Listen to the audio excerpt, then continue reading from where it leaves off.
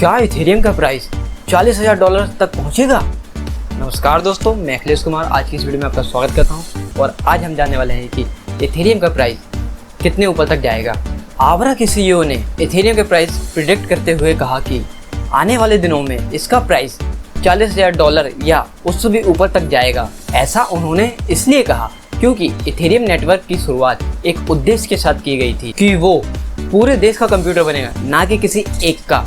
और इथेरियम ने अपने प्लेटफॉर्म पे अच्छे फीचर्स और स्टेबल कॉइन लॉन्च किए हैं, जैसे NFT नॉन फंजिबल टोकन और फाइनेंशियल सर्विस में जैसे डेफी और गेमिंग। और सबसे बड़ी बात यह है कि इथेरियम अपनी गैस फी ट्रांजैक्शन फीस को आने वाले दिनों में कम करने वाले हैं with the help of proof of stake. इसी वजह से इथेरियम का प्राइस बहुत तेजी से ऊपर जाने वाला है। चलिए इसे डिटेल में समझते हैं। दोस्तों, जब भी क्रिप्टो करेंसी में कोई भी लेन देन होता है तो उस लेन देन की जांच करने के लिए माइनर्स की जरूरत पड़ती है, जो हर पल नेटवर्क में हो रहे लेन देन की जांच करते हैं और उसे वेरीफाई करके ब्लॉक में जोड़ देते हैं। इस जांच को दो तरीके से किया जाता है। पहला प्रूफ ऑफ वर्क, दूसरा proof of stake. Proof of work में माइनिंग करने के लिए पावरफुल कंप्यूटर्स और बहुत ज़्यादा इलेक्ट्रिसिटी की ज़रूरत पड़ती है। एक रिपोर्ट के अनुसार बिटकॉइन की माइनिंग करने के लिए एक साल में जितनी बिजली खर्च हो जाती है, जितना पूरे एक देश में UAE या दुबई, नीदरलैंड और आयरलैंड जैसे देशों में भी यूज़ नहीं करते, जो कि नेचर के लिए एक बड़ी चिंता की बात है। और वहीं प्रूफ ऑफ स्टेक में पावरफुल कंप्यूटर और बहुत ज़्यादा इलेक्ट्रिसिटी की ज़रूरत नहीं पड़ती। इसमें तो सिर्फ माइनर्स को अपने पास उस करेंसी के कॉइन स्टेक करके रखने पड़ते हैं या अपने क्रिप्टो वॉलेट में होल्ड करने की ज़रूरत पड़ती है। दुनिया का पहले नंबर का सबसे बड़ा और मार्केट में सबसे ज़्यादा यूज होने वाला ब्लॉकचेन प्लेटफॉर्म इथेरियम का ही है। इथेरियम अभी प्रूफ ऑफ वर्क पे ही काम करता है। इथेरियम की शुरुआत प्रूफ ऑफ वर्क मॉडल पर ही हुई थी। इथेरियम नेटवर्क का जैसे जैसे यूज बढ़ता गया वैसे वैसे इसकी रफ्तार धीमी होती चली गई और गैस फीस और ट्रांजैक्शन फीस बढ़ती चली गई। इथेरियम की इस प्रॉब्लम के कारण बाजार में बहुत सारे प्रोजेक्ट आए जो अपने आप को इथेरियम से बेहतर बताकर बाजार में अपनी पोजीशन ग्रैब करने लगे। इथेरियम की प्रॉब्लम्स। इथेरियम की सबसे बड़ी समस्या ट्रांजैक्शन का बहुत देर से पूरा होना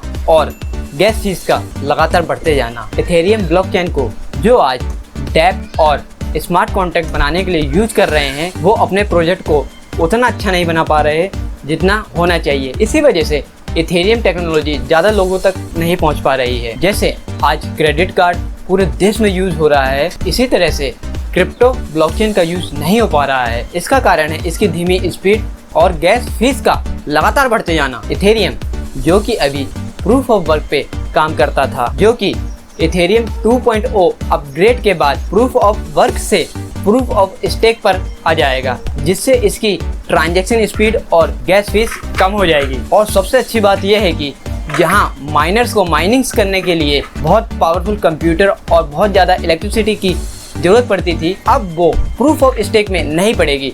इसमें तो सिर्फ माइनर्स को उस क्रिप्टो करेंसी को स्टेक करके रखना पड़ेगा। अगर आप इथेरियम की माइनिंग करना चाहते हैं तो आपको कम से कम 32 स्टेक करके अपने क्रिप्टो वॉलेट में रखने पड़ेंगे, तभी आप माइनिंग या वैलिडेट कर पाएंगे। और इस प्रोसेस को बीकॉन चेन कहा गया है। बीकॉन चेन इथेरियम 2.0 का पहला स्टेज है, जहाँ पे इथेरियम ने बीकॉन चेन इथेरियम 2.0 का पहला स्टेज था, जो कि अब लाइव हो चुका है।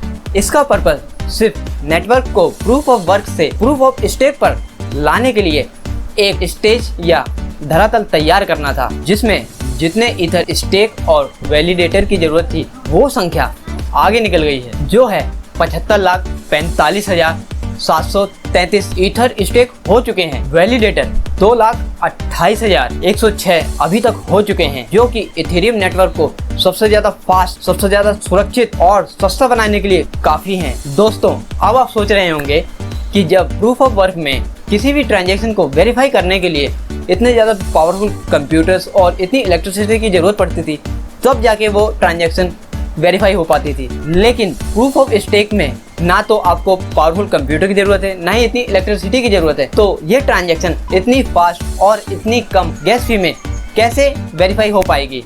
तो इथेरियम ने इस प्रॉब्लम को सॉल्व करने के लिए अपने इथेरियम 2.0 में एक न्यू फीचर ऐड किया है, जिसका नाम है short chain. Shard chain Ethereum network की सभी ट्रांजैक्शन को फास्ट करने के साथ साथ डेटा स्टोर करने की पावर को बढ़ाएगी। शार्ड चेन इथेरियम नेटवर्क के भार को 64 नई चेन में बांट देगा, जिससे नेटवर्क बहुत तेज हो जाएगा और ट्रांजैक्शन चंद सेकंडों में पूरी हो जाएगी। अब बात कर लेते हैं इथेरियम वेब असेंबली की, जो कि इथेरियम 2.0 का एक पार्ट है। इथेरियम नेटवर्क को जो बिटकॉइन से बेहतर जो तकनीक बनाती है वो है Ethereum EVM, Ethereum virtual machine. Ethereum network पर स्मार्ट कॉन्ट्रैक्ट और एप्लीकेशन की कोडिंग के साथ ही नोड्स के लिए भी EVM बहुत यूजफुल है। ये इथेरियम नेटवर्क को बहुत अच्छे स्तर पर इस्तेमाल करने योग्य बनाती है, जिसके कारण इथेरियम नेटवर्क पर डैप, गेमिंग और फाइनेंशियल एप्लीकेशन यूजफुल तरीके से बन रहे हैं। इथेरियम 2.0 यहाँ पर भी बदलाव कर रहा है और इस अपग्रेड को इथेरियम वेब असेंबली